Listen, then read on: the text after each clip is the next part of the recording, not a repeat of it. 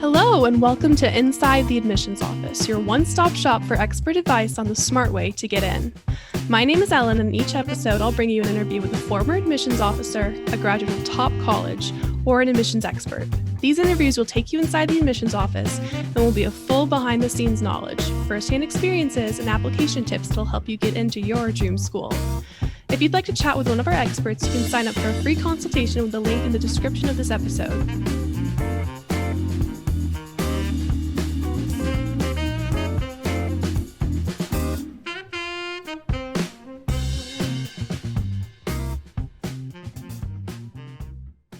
Today, we'll hear from graduate coach and Columbia student Padya Paramita, InGenius Prep's longtime digital content specialist on the subject of college waitlists. Hi, Padya. Thank you for joining us today. Hello. Thank you for having me. So I know that you've been the digital content specialist here at InGenius for several years. Is there anything else you'd like to introduce about yourself? No, I can just tell you what that means. So digital content specialist means that I write the majority of the blogs and the e-resources that we put up on our website. So I've been looking at admissions websites and informations for a couple of years. So I've picked up some knowledge along the way. Sure. And that's why we're so lucky that you're here today to talk to us about waitlists, because you are our resident expert on it. So with that in mind, I'm going to go ahead and jump into my questions. Yeah. Were you ever waitlisted at any schools? How did it make you feel? Did you have friends maybe who were waitlisted?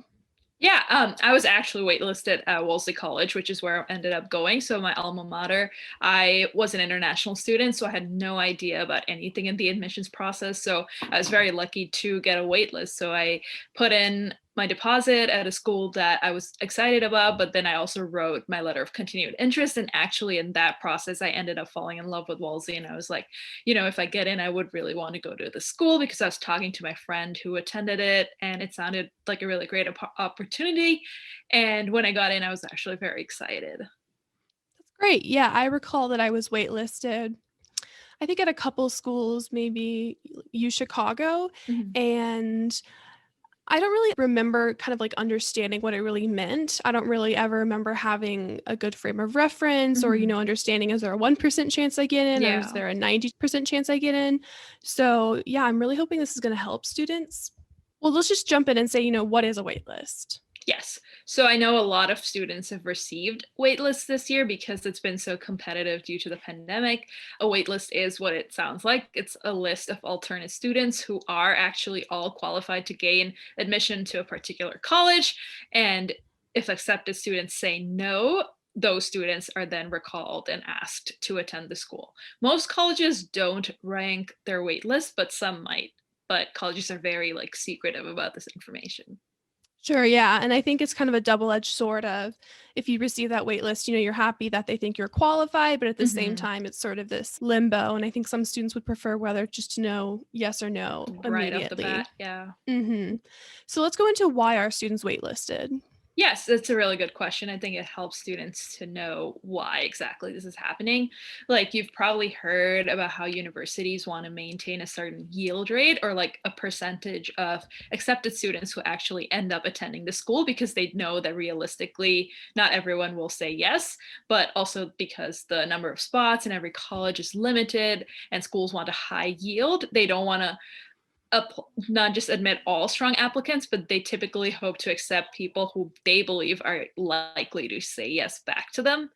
And then, not all students say yes. So not even at the most competitive schools in the world, students will say no to some schools because some will be better fits.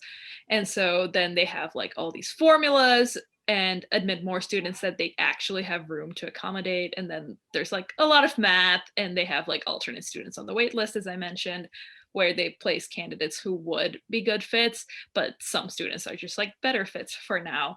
But then once they have space after admitted students say no or yes, and then they go through it and make sure this is as many students we can admit off of the wait list, and then they send some candidates on the wait list the yes letters. I think we've all seen those articles where the college sort of messed up their yield, and then you have the students Mhm. like sleeping in the library or the students sleeping in the middle of the hallway because they ran out of dorms. And then on the other hand, when schools mess up their yield and they let not enough people in, they end up, Mhm. deeply in the red. They're not making enough money. So, yeah, I know from our former admissions officers, it's something they take really, really seriously. Yeah, I wonder if this year something like that will happen because everything has been so unpredictable, like how many students are likely to say yes with the present conditions and things like that. Yeah, I think that was from what I was reading, the main issue last year is they weren't as aware about the pandemic and the Mhm. consequences. So they ended up not having enough students on the wait list and then not being able to let enough students in versus this year. I Mhm. think they probably overcorrected. So we're going to see a lot more students on the wait list and we'll probably see more movement on the wait list, which is great for Right. students. But if the wait lists are bigger, that also means you might have a smaller chance. Mhm. Yep. So you think I'd like to go in more specifically to how do the wait lists work, the rankings work? Mhm. Yeah, so I think when students have admissions officers vouching for them, they will decide who is a better fit than the others. And that's generally how the rankings will occur, where they will think, oh, this student is a better fit than this other student on the wait list. So once students are placed on the wait list, they will have to accept or reject the position on the wait list. Many students choose to go somewhere else. So then they'll be like, oh, I don't want to be on your wait list after all. After admitted students have submitted their deposits, colleges will calculate how many students they need to fulfill the yield that they hope to show. And these kinds of things affect rankings. So they have to be really serious about that. So then they go and see who maintained interest and seen like gone through these letters and see like, oh, the student is actually interested in our college and would attend if admitted. And that's why it's important to, insist on that in your letter of continued interest because they won't accept someone who's going to say no after the wait list. So then see who's maintained interest, who has dropped out, see how many students they want to accept, and then that's how they'll decide who gets off the wait list. And so students will generally hear back like mid-May to end of May because 1st May was the deposit deadline for schools. Sure. And also, I think it's interesting that you mentioned rankings because I know some schools as well will admit less people, but maybe put more people on a wait list just so they can kind of like artificially lower their acceptance rate. I know at Mm-hmm. my school, I went to the University of Southern California and they didn't have a wait list, but they did have a spring admit program. Hmm. So some students they wouldn't get in, but they would get in as spring admits, which means they could do whatever they wanted the fall semester, and then they'd be invited to join in the spring. Oh, that's And so then interesting. if there was students who didn't join the freshman class and their yield was a bit off, they would bring Mm-hmm. the spring admits in. Mm-hmm. And I know that's one way that their acceptance rate was sort of artificially lowered is because these like transfer students and these spring admits weren't really being counted. So I think it is good to know for a lot of students, it's not just about your qualifications. You don't need to look down on yourself. So much of it is about money. So much is Mm-hmm. about it's about, prestige for the school. Right, right. Because you're on the wait list, it means that you're a good fit and you are qualified. So you shouldn't look down on yourself at all. Absolutely. Hmm. And then I think I also really want to get into what are the specific factors that affect you getting off the wait Hmm. list because it isn't like, a computer science major doesn't accept his spot, so they're going to let the theater major in. Yeah, right.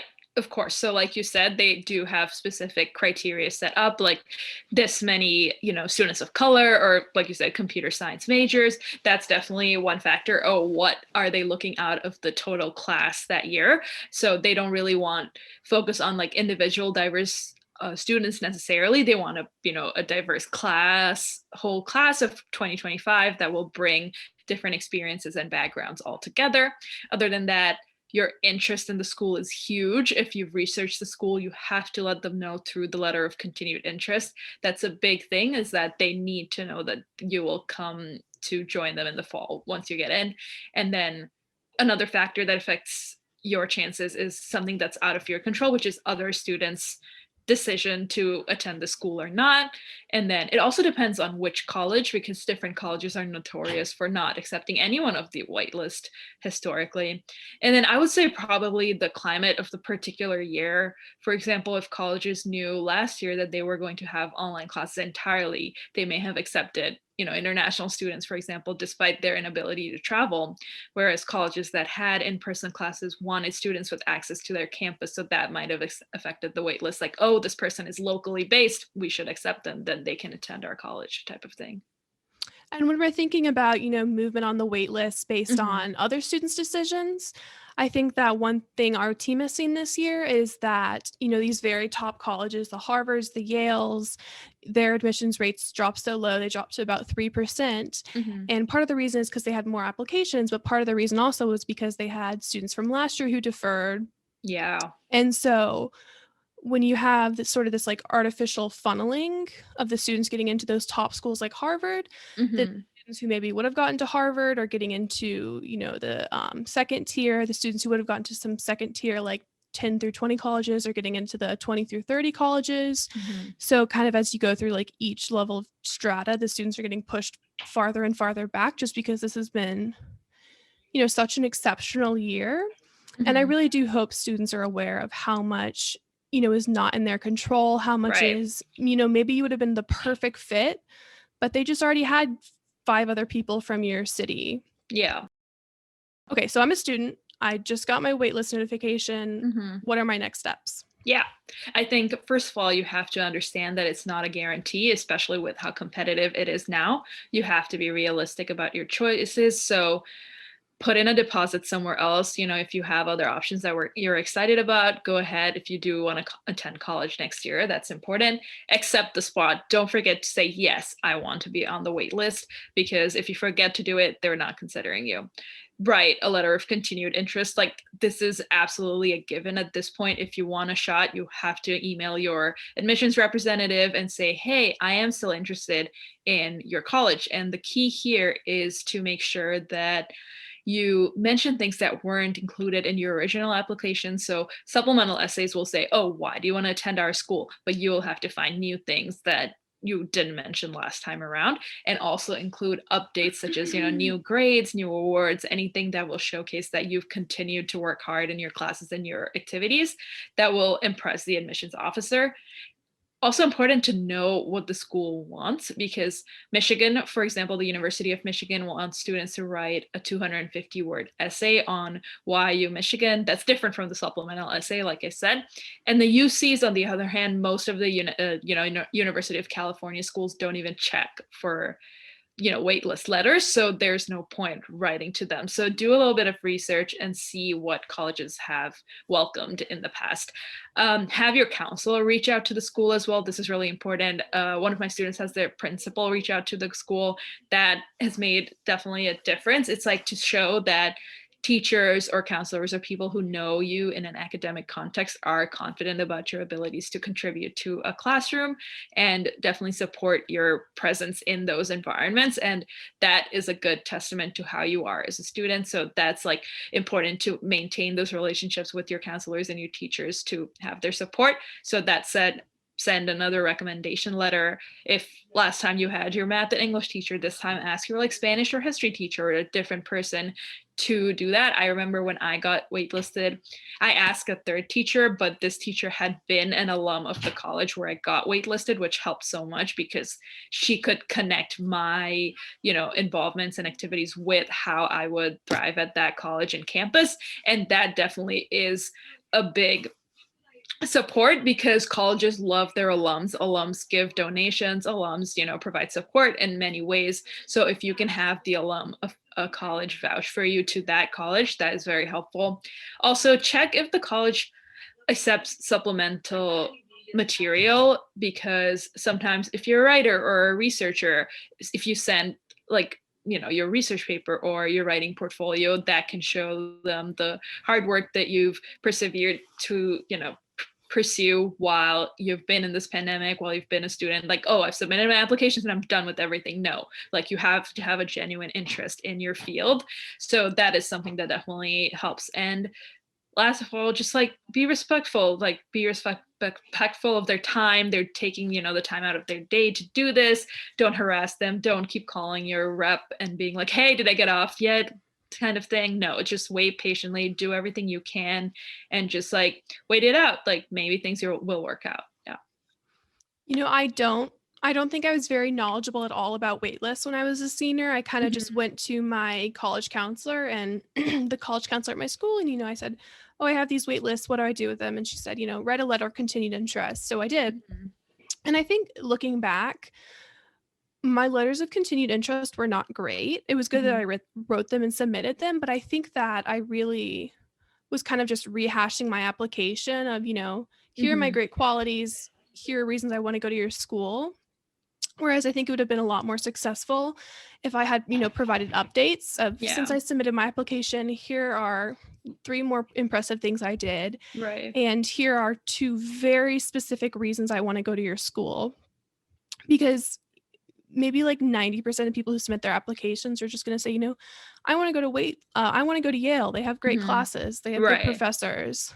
But I know one of our students who just got into Yale this year, he wrote one of his supplemental essays like very specifically about Yale's directed studies program. Mhm. And you really need to take that time to do the research for the schools because no one's going to do it for you. Yeah. And if you do, the school knows not only are you a good fit, but they also know that you're more likely to accept that spot because you have done the research, you have shown that passion. Yeah, I know that many students are probably confused, but the internet is your friend. There are so many free resources like this podcast online, and you can find samples of letters of continued interest that you can take a look at and see what has worked for students and for admissions offices, and write your own. That's actually really good. And we'll link some of your blogs on getting waitlisted in the Yeah. bio for this episode. Hmm. So, yeah, definitely check that out. We have a lot of really good free resources. Hmm. Um, Yeah, so you kind of talked about how some schools have a lot of movement on their wait lists Hmm. and how some it's a little bit kind of just symbolic and nobody really gets off. So I'd like to Hmm. talk about, very specifically what are the odds at different schools, especially top schools. Yeah, absolutely. So it completely depends on the college, like I said. So a college like Princeton, which has been number one on the US news for the last decade, I think, has waitlisted thousands of students in the past and accepted none. Basically, they will waitlist 1,100 students and like the majority, like 800, 900 will accept. And ultimately they take no one because Princeton is already, a top school. So most students who get admitted will say yes to them. And then they're left with no spots to offer. Stanford has waitlisted about 900 in the past and accepted 30. So even if it is a slim chance, if you are a top student and you're a good fit, you have more of a chance to get admitted to Stanford than to Princeton. For liberal arts colleges, they will still have really large wait lists. Like Williams had 1,772 a couple of years ago, and they accepted about 76 students. So liberal arts colleges accept more students off of the wait list, even if they might waitlist a lot of people. I know that Wellesley has accepted about like 30 in the past. And then for the UCs, we talked about this. You shared an article with me yesterday, and it's a completely whole other ballgame there because they're not accepting these letters of continued interest. So they probably do rank the wait list and have a sort of system. So, but again, it depends on the UC school, like UC Santa Barbara, which is a little bit less competitive than the other California schools, let in 97% of the wait list, which is like goes to show that maybe not a lot of the accepted students, said yes to their spot because, partially maybe due to the virus or due to getting in somewhere else, because usually UCSB has been a safety historically for other students, whereas UCLA, which is very much a reach for most students, is far more competitive and accepted 19% of the people off the wait list last year. So I think it really depends on where you want to go and how realistic you want to be with your chances, or if you want to maybe take a gap year or something, that's also up to you. Yeah, I did, just like a double, triple take when I saw that Santa Barbara percentage because, I mean, that's just hard to imagine. But I think what's good about the UC schools and public schools in general is that data is public. Yes. You should be able to find it online. If you can't, you could probably file a Freedom of Information request. Hmm. But if you are applying to a public school, you should be able to find that data. And you can also just kind of do a little bit of mental math. So, like you said, Princeton's the top college, so a lot of students aren't going to say no to Princeton. But you can also kind of imagine, well, who would say no to Princeton? I could Hmm. think of someone, if they got into Princeton, maybe they also got into Yale. Yeah. Maybe Yale has a better fit for them. Yeah, it depends on the Yeah. program too, and like what, Yale is better known for its theater program, for example. So I, Yeah. as a theater student, would want to attend Yale rather than Princeton, kind of thing. Yeah. So I mean, it's not hopeless. You definitely have a chance. But at the same time, it is a small chance, but that doesn't at all reflect on you as a candidate or your qualifications. Mm-hmm. So, yeah, I mean, I think Yeah. I really just want to keep going back to that idea of I remember college admissions being such a difficult time, especially as you're comparing yourself to others. And I went into high school kind of when Instagram was becoming very Mm. popular. So, I'm sure a lot of students are seeing their friends post in their, decision day pictures of them in their college apparel. Yeah. And, it's really hard not to compare yourself to others, but just know that you're an exceptional candidate and this has been a very, very exceptional year. Yeah. I think let's go into that. Let's talk about what waitlist changes we have seen in the 2021 admissions cycle. How do we Mm-hmm. expect those changes to affect the likelihood of students getting off the waitlist, and how do we expect them to affect college admissions going forward? Absolutely. I think currently there isn't much data because it's just May 4th. So I think colleges are still deciding, but I can tell you what the predictive data looked like. So this year, waiting lists are the worst ever, meaning the longest ever, because applications have gone so high. Part of this is because of the test optional policies. A lot of, minority and low income applicants have decided to take the plunge because the SAT has been, historically disadvantaged just to people who may not have the access to prepare for it properly. Mm-hmm. So in the past, they may have felt unwelcome to attend colleges, but now they feel more confident now that SAT scores aren't needed. And so then many of the top colleges also admitted large early decision or early action classes because they might have not felt confident with how the regular decision might turn out. So, the result of all of these changes is that predicting yield is likely to become more difficult. So, if a college took more early decision, early action candidates, they might not admit a lot of students off the wait list. However, when colleges are worried about yield, they can rely more on waitlists because what if they accepted more students who are likelier to say no rather than students who are likely to say yes. So it's all kind of hard to predict, but I think there will be a lot of movements on the wait list because a lot of colleges are still deciding who they want, and a lot of students have had options on where they want to go. So not all colleges will be satisfied with the class that they have. And things are getting a lot better now. So I think that we'll see a little more normalcy than we did for the 2020 admissions Mm-hmm. cycle. But at the same time, there are students and families who are having economic issues, and that might affect their ability to say yes to a college. Yeah. There's students who might have health issues that where they can't travel, they have to stay home. There might be Mm-hmm. concerns about vaccination, Yep. Yeah, concerns not about, everyone yeah. has equal access to the vaccines at this point, so that might affect their decision to travel or attend college, especially because most colleges are saying that you need to be fully vaccinated to be on campus in the fall. Sure, yeah. And I think being waitlisted isn't the end of the world. Not And at all. students, they can do these steps. They can do their letter of continued interest. Mm-hmm. Maybe they'll get lucky. Maybe they'll get off the wait list.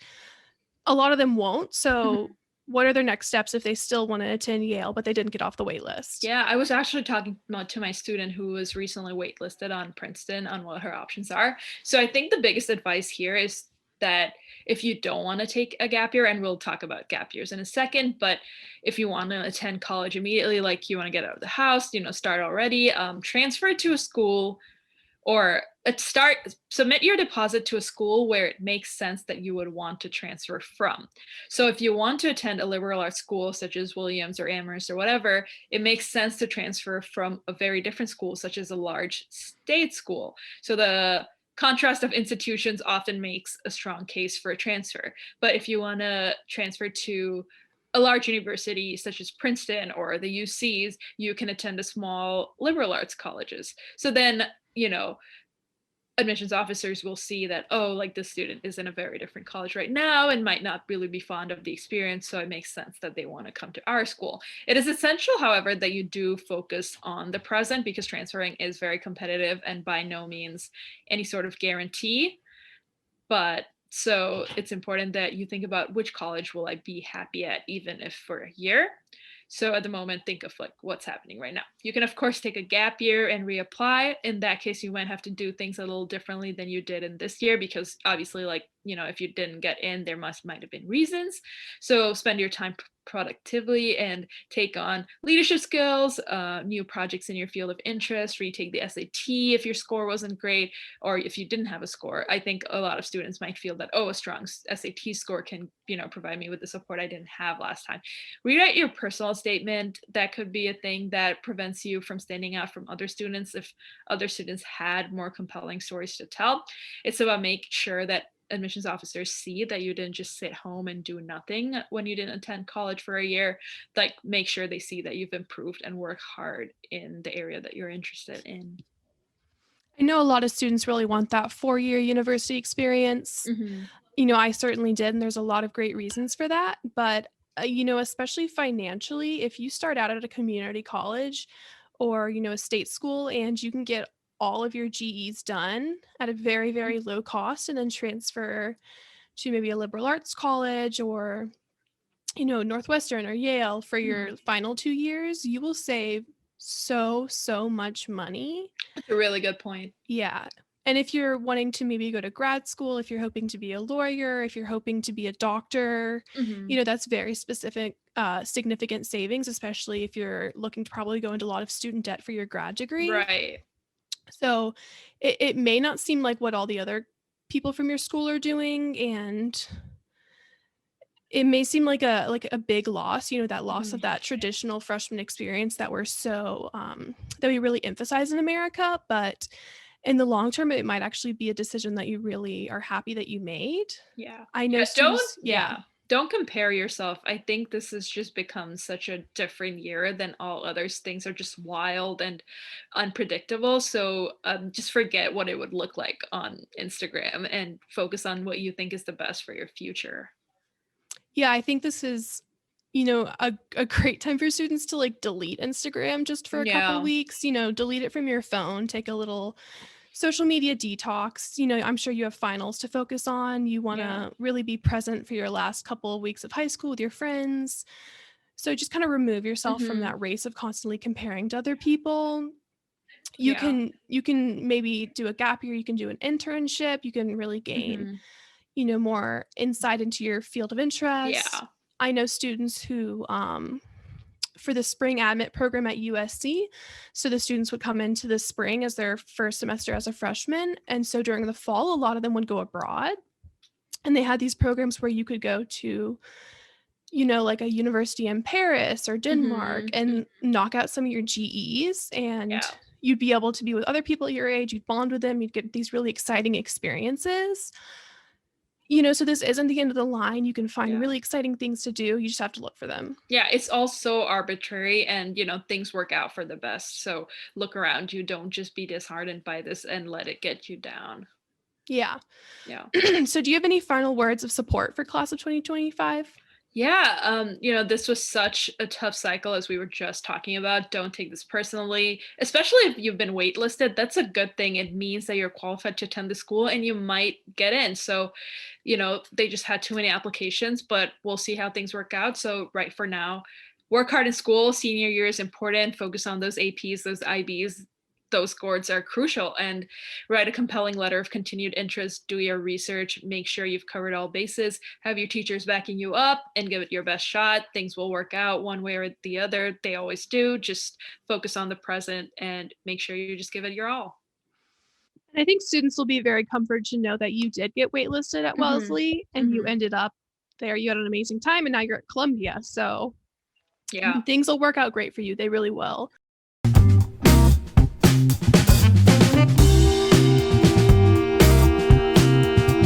Thank you so much for joining us today, Poto. I'm sure your insight into the headache that is college waitlists is deeply appreciated by our listeners.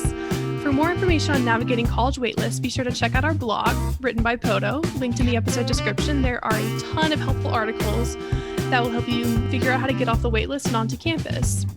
If you have any questions or you'd like to request a topic for a future episode, go ahead and give us a follow and send us a message on social with the hashtag InsideAdmissions. That's all for now. Thank you for listening, and I hope you'll join me next time as we continue our journey inside the admissions office.